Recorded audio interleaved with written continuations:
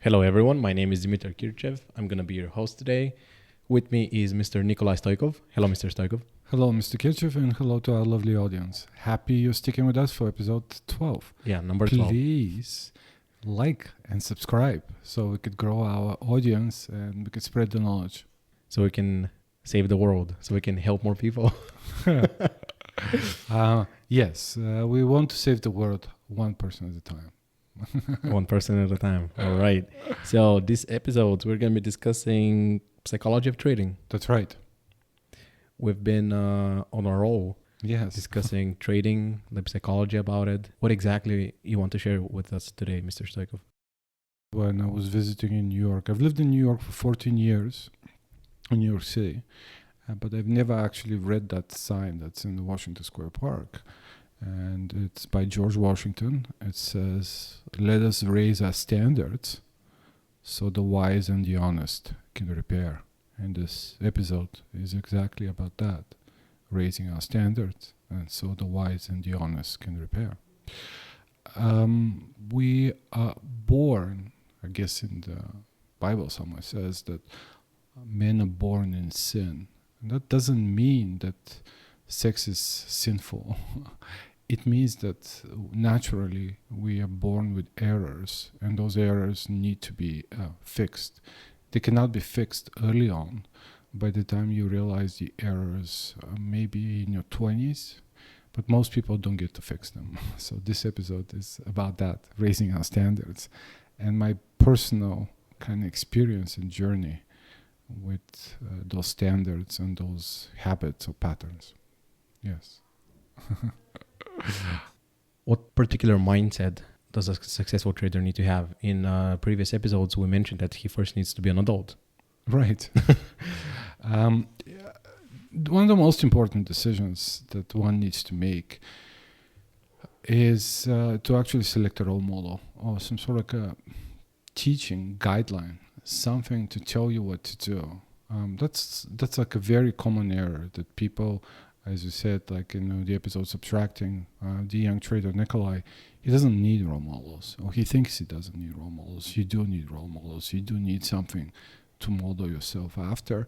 And many of the kind of things that we're going to talk about is something that I modeled myself after Buddhism or the Eightfold Noble Path. And I encourage readers and listeners to read up on that. But yes, the interesting thing about psychology training is that I've been listened to so many psychology lectures and so forth that I could tell you that one interesting thing is that the entity you call I is incapable of change and inherently flawed.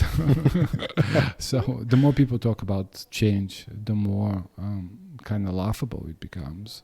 So we're gonna start with asking you to do something that has quite a few benefits, and it's quite drastic in its nature, and but it's necessary. And the first thing we're going to ask you to do is, or at least I ask you to do is, but maybe Mr. Kirchev too, because he's following that too. We're going to ask you to do intermittent fasting. And we're going to ask you to do intermittent fasting in the following way. Eat breakfast or kind of put all your meals in the morning, maybe until 12 or 1 p.m., 2 p.m. at the latest. So we're looking for 16 hours of fasting and 8 hours of feeding window where you could eat pretty much all you want. We're going to ask you. That's not enough though, is it? That's not enough. We're going to ask you, when people do that, they tend to increase their coffee intake. I'm asking you not to do that. And we're going to leave a special kind of like, maybe a special kind of like, area we're going to talk about what you want to do, but yes, don't do that. First of all, there needs to be some sort of a reason why you do that. You could do your own research, and you could see that intermittent fasting, exactly as I described it, is something that most internet resources will endorse. Isn't that right, Mr. Kirchhoff? Correct. Even health professionals. Right. Even we asked like a very famous professor that's a very big specialist in the area, and he basically told us that he's on this kind of intermittent fasting diet as well. I wouldn't call it diet. I would call it like Regime, maybe? regime. Yeah. Yes. Way of kind of living. You are allowed to have days off.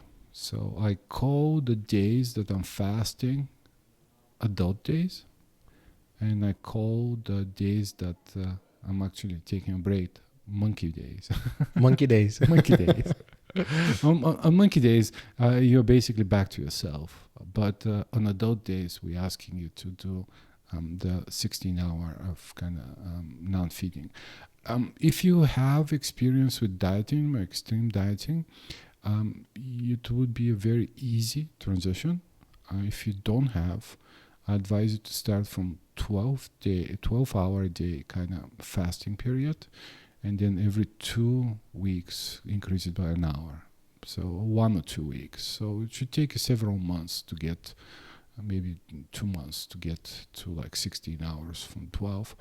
But yes, and as I said, I'm asking you not to drink coffee more than you were drinking before. Tendencies of people when they do intermittent fasting is to increase their caffeine intake. What are the benefits, Mr. Kirchhoff, to doing that intermittent fasting? You've done the research as well. Yeah. Holding up on the benefits part, something that you mentioned a couple of days ago, a lot of it has to do again with what you just said about the coffee intake. A lot of people try to compensate the lack of food with something else. Right. Yeah. So some people drink excessive cafes. Others spend excessive time on social media trying to get distracted from the lack of food. So once you mentioned that a few days ago, it actually struck me because I used to be guilty of that as well. Mm-hmm. Since I was not getting the dopamine from food, I was looking for it elsewhere. Right. The most important thing is that you're correct. So we're asking you to do this in order to do a dopamine detox. The biggest kind of infraction, the biggest kind of like, violation for the dopamine kind of like, binges that we go on during the day is actually food and drinks. You could get dopamine from the internet, but at some point, like the detox for addict needs to start slowly. Before a car could go in reverse, you need to stop it first. Yeah. So we're going to tread gradually. But what I want to say is like, look, according to that kind of health professional, very respected professor that we asked about it, if you do this kind of intermittent fasting, you live a few years longer. So your life expectancy would increase, not dramatically, but it will increase. What will happen is your late years, you're kind of like, at the dawn, kind of like at the sunset of your years, you're going to be largely free of diseases that are actually very common for older population, like high blood pressure, kind of like intestinal problems. You'll not be completely disease free, but many of the kind of like, kind of chronic diseases that are associated with age, that's something that you would largely probably miss. But this is not why we're asking you to do that. We're asking you to do that is because the problem with the human being is that it carries with it the burden of evolution. So think about it this way. If you're a baby, you're a complete animal. As you grow up and you become 6 or 7 years old, you are kind of knowledgeable and kind of can make decisions, but you're a monkey. A child, you should be careful not to joke, because a child doesn't understand sarcasm and humor that well. So if you tell a child, go jump out of the window, there's a real chance the child would go jump out of the window. The problem with all this thing is, like, you could think of the allegory here is a computer code that actually kind of superimpose later and later version of the code written in different language. So we have computer or kind of value system that gets adopted very early on, and that value system doesn't really change. And one of the most important problems for most people, but especially for traders, is this dopamine perception. Let me give you an example. I was telling a particular trader, I said, hey, this is the estimate and for inflation. So we're talking about 10-year inflation estimates. 10-year inflation estimates are basically like break-even rates. And currently the 10-year inflation rate estimate is around 2.4% a year. And then he said something, the interesting thing, he said, but it could move. And I said, of course it could move, but usually status quo is favored. So it's like, but in reality, the reason why the person said that it's going to move is because in his mind, everything is moving. He's going to lose weight next year. He's going to make $1 million by next year. He's going to buy BMW X7. He's going to get 2 girlfriends and kind of like, maybe even a harem of girls. So no rainy days. Yes, no rainy days. So what happens is we are constantly dreaming. We constantly want more. And kind of like the burning wood for this kind of insatiable desire for more, or insatiable desire for what could happen, is exactly in this dopamine fueled kind of like, especially with the food. So we're going to ask you to basically do that. There are other benefits to this thing. For example, if you had asked me, what is the habit that would have prevented me from being Christian Novomsele, the guy that basically got killed by his girlfriend a couple episodes ago, I would have told you that that would be intermittent fasting.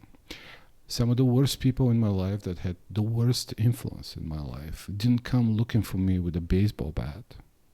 They were people I dearly loved and I liked, but they enjoyed partying way too much. Or maybe they were like super sexual, or they were super consumer oriented and stuff like that. Those people were very detrimental in my life. It took me a while to recover from their influence, because being closely associated with people like that, they strongly accentuate those tendencies in me as well. So by kind of fasting for majority of the days of the week, maybe 5 days a week, so do like 2 days fasting, 1 day kind of break, or maybe 3 day fasting, 1 day break. I right now do maybe 10 days of fasting and then a break. So it's like, this is really if there is a purpose for that break, or if you feel really hungry. But the reality is, if you do that, it basically makes many of your kind of just for fun monkey habits impossible to maintain. So that's the benefit. And you're gonna go to bed early, because there is actual penalty to not going to bed early. You're gonna be hungry. You're gonna be hungry. Yeah. So you're gonna go to bed early and you're gonna wake up early. Do you like that, Mr. Kic? Yeah, I also see the benefits of having a better sleep, better night's sleep. I see. Right. So we asked you about that. Then we're gonna ask you. This is a very underestimated kind of habit. We're gonna ask you to have like a time for you or yourself in the morning. This should come very easily once you get used to the intermittent fasting. Maybe after several weeks, after several months. Naturally, you probably go to bed a little bit early, maybe half an hour early, maybe an hour early, and you rise up like half an hour early, an hour early. We're asking you for this half an hour, this an hour. This is what I call me time. And we're going to start the me time with just music. And I guess me and Mr. Kitchev have different tastes in music, but we share one particular, kind of artist. Like we like Deva Prima. So This is just a suggestion, but usually some sort of classical music or something relatively slow. The most important thing is we ask you to enjoy this time. And that's why we're starting with music, because it's like asking you to do transcendental meditation. If you've never done transcendental meditation, you're never going to enjoy it. So yeah, we're asking you to do some music in the morning. This is a very important time. Your brain is actually really powerful in the morning. The tone that you set for your day, and that half an hour, preferably an hour, but let's start with half an hour, is really what's going to carry you through your day. It's unfortunately it's not going to carry to the end of the day, but it's going to definitely carry for the first half of the day, and on some days maybe even later on. But this is very important. Most people waste this time and start worrying and having negative thoughts about the day, about what they did wrong. Stressful planning and everything. That's right. We ask you not to do that. We ask you to just be happy. Don't play something aggressive, but some music it seems like it's a common pattern. So start with some sort of music, mindful music, something relaxing. At the same time, yes, I said, most important thing is this to be enjoyable. This could take several months, or a bit of a time, but and you could skip days if you don't feel like it. Don't do it on all the days, but we ask you to make a constant, conscious effort to put that. Do you like that, Mr. Kirch? Of course I do. However, that is very contradictory from what everyone else says about trading. Like the entire picture about trading, about a trader, a successful trader on Wall Street, is so aggressive. That's right. So rough. Right. And here you are telling our audience to listen to peaceful music in the morning, to start their days feeling energized, to do fasting. That's right. What do traders on Wall Street do? Eat steaks at 10 p.m. Right. So yeah, it's something completely different. I'm sure our audience is going to be more or less shocked from what you have to say, but yeah, it's something you don't expect. Right. Something you don't expect. Again, people confuse different things. And as I said, true strength comes from innocence. So the thing you're mentioning, kind of like being aggressive and stuff like that, this is possible in the sense that if you concentrate on one thing and if you actually stay focused on one thing, you could do a lot of things. You could be productive. But what happens if your focus includes some sort of violence, includes some sort of harmful intentions towards anybody else. Stock including? Yes, stocks including. Those harmful intentions could be suppressed with your focus while you focus on things. But as soon as your focus goes away, those harmful intentions would transfer to you. I mean, think about this. Most people, the internal dialogue of most people is inherently toxic. And I'm a fan of Alcoholics Anonymous, and they'd say that the average person, they talk about alcoholics, but I've come to believe that the average person, we are like a spectator in a movie. And basically, movies directed by Martin Scorsese, starring Al Pacino and Robert De Niro. And people have kind of suggestions, improvements, things that they don't like about the movie. Hey, Martin, why don't you have 2 cameras here? Martin Scorsese is like a award-nominated director. So I know what he's doing. We always have negativity in us. And this negativity could be suppressed with effort, but over time it erodes. And true mindfulness is what's going to carry you. Different people are done differently. So some people with strong nervous system and kind of relatively strong work ethic can suppress this kind of harmful intentions, the effect, for a long time. But that's not infinite. And isn't it obvious that Mr. Buffett, being the most successful investor, is not an aggressive guy. Right. So aggression is going to take you only so far. It is powerful, but it's not going to help you make a career. It's going to make doesn't last. Yes, and if you do make a career, it'll be short, because at the age of something like 50, you get a heart attack. So yes, nothing replaces true mindfulness. So yes, we're gonna ask you to do that. We're gonna ask you, after you get used to listening to music, we're gonna take it further. And I call this the James Bond meditation. The James Bond meditation. Right, the James Bond meditation. This is like a very obvious. So the reason why I say James Bond, and I can't believe that we actually have female listeners. But for our female listeners, James Bond maybe not what you like. I suggest Jennifer Lawrence from The Hunger Games. The idea behind this, we're looking for strong character that's silent and basically doesn't speak a lot. The problem with most people is they constantly speak, they constantly share opinion, and they're constantly exaggerating or kind of laughing. As part of the kind of James Bond meditation, or those kind of specific things that I kind of go through each day. So I tell myself, Nikolai, you're going to get out of the subway, you're going to see a guy kissing a girl and grabbing her breasts and thighs. You're going to look at him and you're going to look away. You're going to see two cars getting into traffic accident. And you'll be eating a sandwich in the middle of the street. The drivers would get out at the driver's door, start beating each other up, and you're gonna walk away, not missing a bite from the sandwich.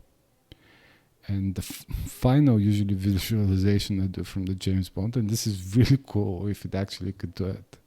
I call it James Bond on the airplane. It's airplane is going full speed in the air, 10,000 meters. And suddenly there is loss of pressure, and airplane kind of drops down, starts going down in a rapid fashion. Your ears start hurting, kids are crying, women are screaming, and Nikolai is looking at his watch and he's asking his heart rate monitor to show 57. 57 in such situation, okay. Right. As I said, I call what people call the law of vibration, I call it the law of delusional. There's no such thing as law of vibration. You imagine things and they'll come to you. What the law of manifestation and everything. Yeah. Shout out to my sister. Right. What the law of vibration means is you can train your mind in specific situations to act a specific way as long as that's appealing to you. It's very appealing to me, to be James Bond, and if there's turbulence on the plane, to actually be the first one that actually calms down. I cannot make myself kind of land the plane or make money while there's a turbulence. But the one thing I could consistently kind of ask myself during those James Bond meditation, if there's a turbulence, to be the first one that's rational. To be the first one that's rational. Stay calm. Yes, stay calm. And as I said, your mind is very powerful in the morning. If you sleep well, that's going to be a lot easier. But yes, we're asking you to do. The problem is that many people imagine only good things happen. And you never imagine bad things happens. And not all meditations are pleasant. So it's so this is the time of the day to tell your mind that, look, there's going to be turbulence. You don't know when the turbulence is going to come. We don't know what's going to happen. But you're asking your mind, if a turbulence comes, the first instinct should be to just calm down. Go your pulse to 57. Ideally, we want the blood pressure, because the pulse is not really indicative of how calm you are. But if your pulse is 57, your blood pressure is actually probably fine. If your pulse is like, above 65, maybe in the 70, it's possible your blood pressure is still elevated. But if your pulse is in the 50s, it'd be very unusual combination that your heart pressure, blood pressure would be high. So what you're saying is that by meditating, you can prepare yourself for the battle. And by the battle, I mean the turbulence. To stay calm. I wouldn't call it the battle. I call it like, imagine like this. If you're thinking all day long about cold shower, whatever happens in the world, your mind will be like, oh, that's easy. The turbulence happens like, this is specific. It has happened so many times. Imagine yourself on a trading floor and all your buddies are long. And you're all along the market or like, a few stocks. And everybody is like, bragging how they're going to hold and each making more and more optimistic target. And suddenly there is a turbulence. Like, Trump tweets something or like, a surprise, like, news in the market. And suddenly half your buddies sold their positions. And, you turn around and say like, why did you sell it? Like, aren't people going to hold? And then start like coming up with excuses. And well, I thought that this is over now that there was a turbulence. So the reality is this is a very applicable thing. You never actually consciously explore uncomfortable positions, uncomfortable situations. We kind of think about them, but we never think of them with ease. We kind of always want to kind of jump off. And I call this embracing the pain. So embracing the discomfort. And this needs to be like some sort of like a very conscious effort, not just imagining the worst case scenario happening or bad case scenario happening, but actually embracing it. It's like you see this in boxing when a boxer kind of says like, come on, hit me. We're looking for this kind of mentality. So basically you need to teach your body to love something that instinctively you're gonna hate. That's right. Jeez. And this is where the dopamine perception comes. It's like, we always listen to our body. We're always looking for comfort, and sometimes what is good for you, what is the best thing for you, is actually the discomfort. And you never do it, or you do it very rarely. So you want to prepare yourself, be willing to consider discomfort consistently. If you'd stop doing or kind of experiencing discomfort on a daily basis, kind of like you will experience discomfort when you're not expecting it. So think about this way. There is a certain amount of kind of pleasure and pain that's going to come in your life. And if you're planning for the pleasure, which you always are, and if you're not planning for the pain is going to come and it's going to be super surprising. And yes, we are born with a monkey brain. We are 98% monkey, and your monkey brain is going to freak out. And yes, and people freak out, and traders freak out, and you really need some sort of a conscious time to kind of make your freak proof so that you don't freak out. But yes, this is going to help. The fasting is going to help, and kind of like this kind of mindfulness music is going to calm me down.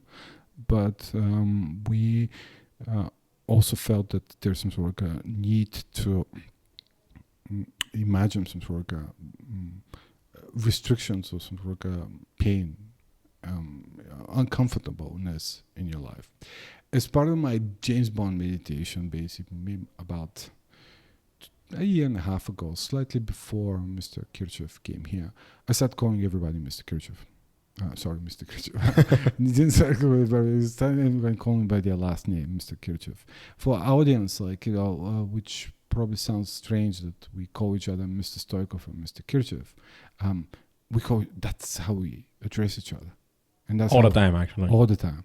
And that's how I address majority of the people, by their last name. The idea here is we want to put a break on all the monkey expressions that are actually part of your vocabulary. Use on adult days English standard language. If the queen doesn't use that word, you don't use it. No, yo, bro. No, what's up, man? Are you chilling here? Yeah. No, I can attest. That's actually helpful, especially in the work environment. Obviously, with some of your friends, they're gonna look at you in a weird way once you go out and you start talking to them like this. But at least in the work environment, it does make a difference. Yeah, the important thing is to make like a serious inroad, and like you don't need to be perfect, but language is one of the biggest dopamine offenders, where we actually embellish things. So like I want your monkey to know that like there's certain things that are not allowed, and like one of the things that are not allowed, you're not allowed to speak in some sort of made up slang, something that's not acceptable. Examples are countless. My favorite is like one of my classmates sending like an email to all kind of like MBA classmates with dudes and dudettes, capitalize. That's monkey talk.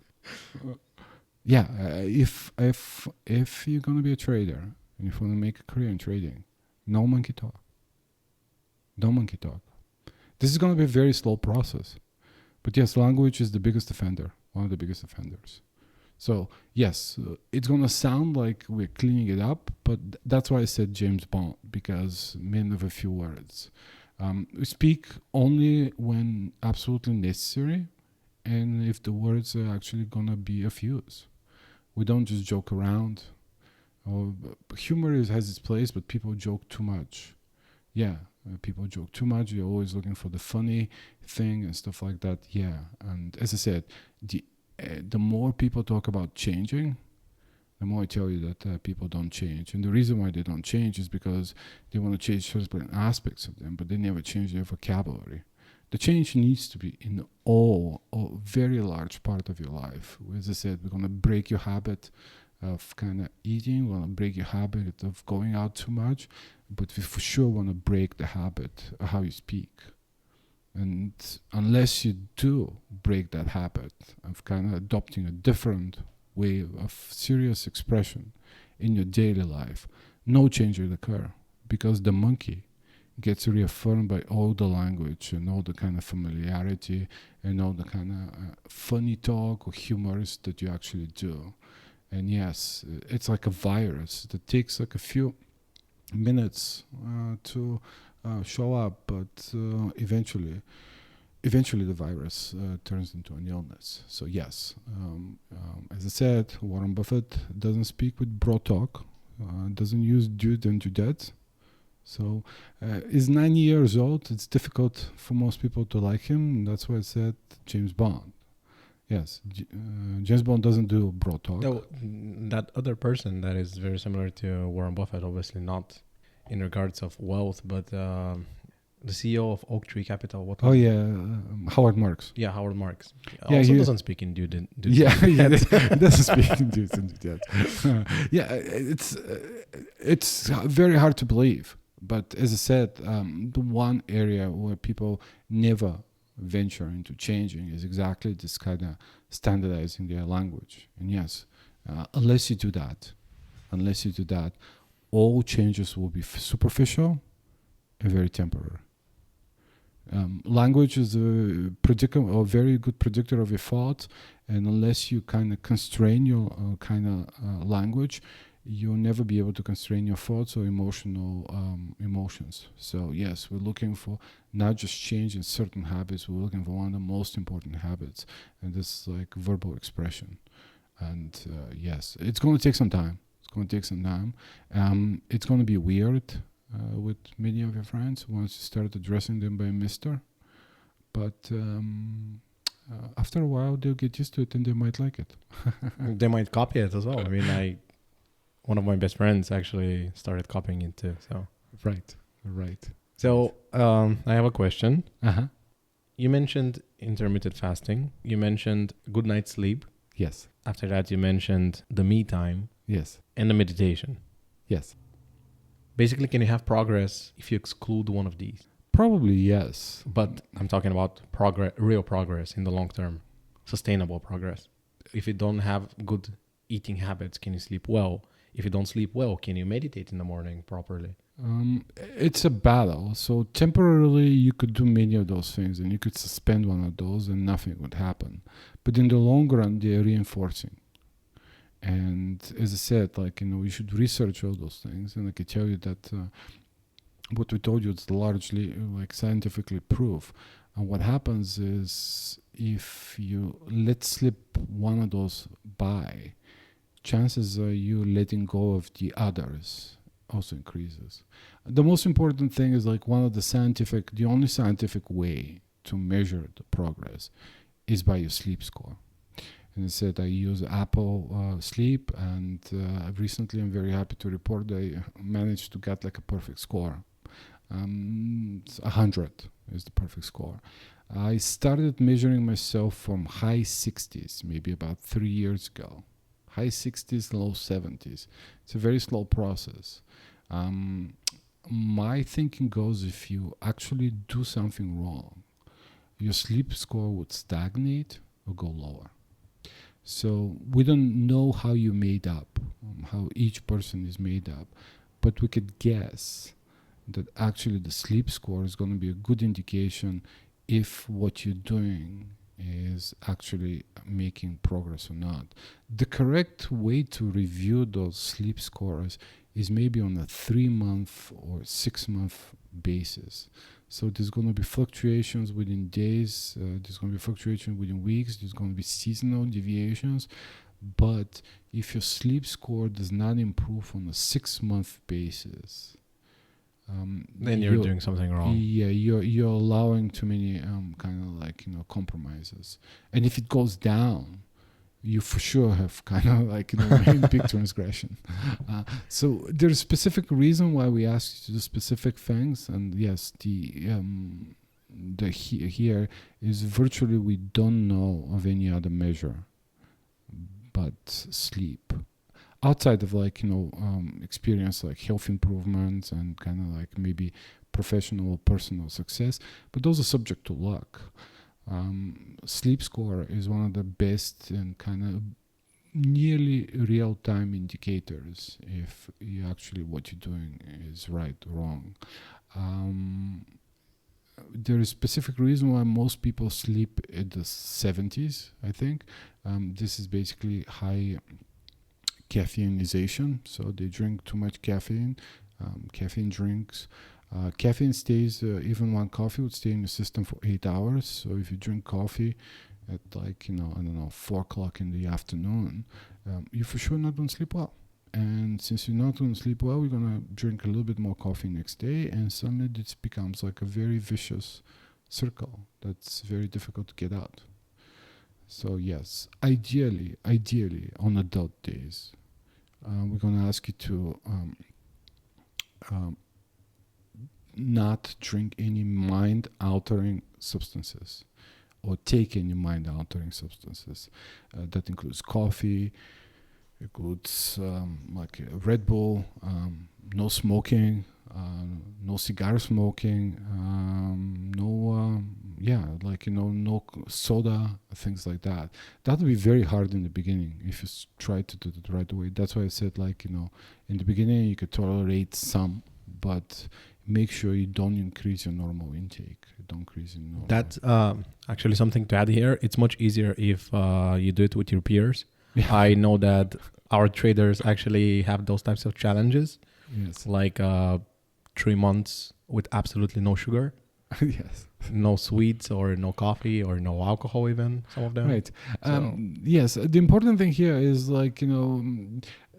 that seems a little bit too much. The important thing is here to mix it you're not going to change after 3 months. Even if you stop doing that, after 3 months you're going to return to yourself. What we're asking you to do, I think, is a better idea, is to do adult days where you avoid it or have lower quantity, and then monkey days where you're basically your normal self. And hopefully at some point your adult days become even your monkey days. So some sort of a little bit more gradual transition, and becomes a way of living. That's right. And you always will have some sort of a monkey day, a day off where you actually indulge yourself. I mean, this is very healthy. This is out of pattern. So it's there's pattern, but there's also other pattern, where you kind of enjoy yourself. Makes the in pattern more reliable. Yeah. Nobody's born a saint, and so yes, we're trying to avoid the extremes. What we're asking is relatively extreme, but even in that extreme, there's a little bit of normalcy. So like we not asking you to do those challenges. I wouldn't do those challenges. So it's like,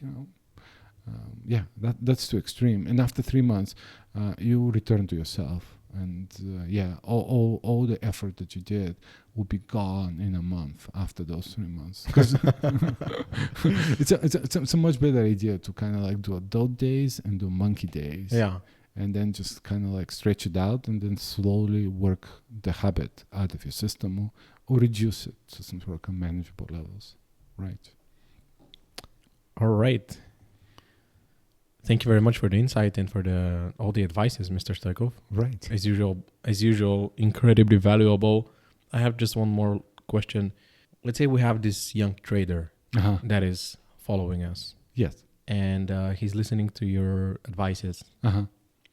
Since he's young, he is easily distracted by by the things life has to offer. Okay. So sometimes he's aggressive, but he is definitely trying to be mindful as well.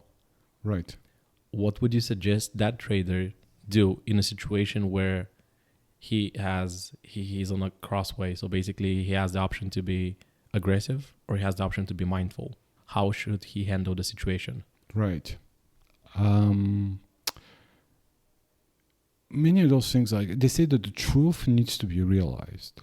So it's like, if he listens to me and takes my word for it, it doesn't explore. That's not a good pattern.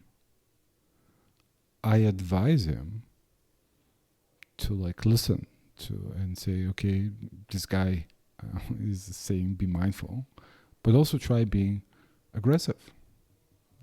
Try being super aggressive. Try being extra aggressive. See what happens. As I said, like, the truth needs to be realized. It's like, it's a monkey thing to take people for their word.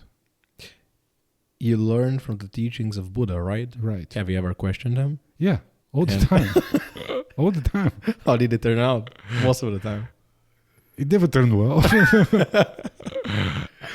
Yeah, it's like, Buddha says that, like, put no head above your own. So it's like he encourages you to challenge and kind of experience those things. And this is really how you should learn. I mean, you should not take anything for granted. And they basically say, like, hey, some people say that this should not do this. Why? What usually happens? And this is like, sometimes you don't really need to do it. You just need to do a proper research. And one of the things that the people tell you don't do is don't kind of like, smuggle drugs across the border. And the reason is, first time you may not get caught, but you're not going to stop if you smuggle drugs. You're not. I mean, how easy it is to drink one glass of wine a night. It's impossible. No way. No way. So it's like, those things should be tried. What sounds theoretically possible sometimes is actually practically impossible. It's practically impossible to have one glass of wine every night. I mean, it's just like, who has only one glass? Maybe for a few nights you could do it. And then eventually go for a bottle. They stack up, yeah. Right. Yeah, so I encourage people to kind of experiment. And experiment, be mindful versus being aggressive. And nothing beats your own experience. All right. Thank you, Mr. Stoykov. Thank you, Mr. Kirchev. Thanks to our audience as well. And just a reminder, please like and subscribe to our channel. It's going to help us grow bigger. And see you on the next episode. And thank you to our lovely audience.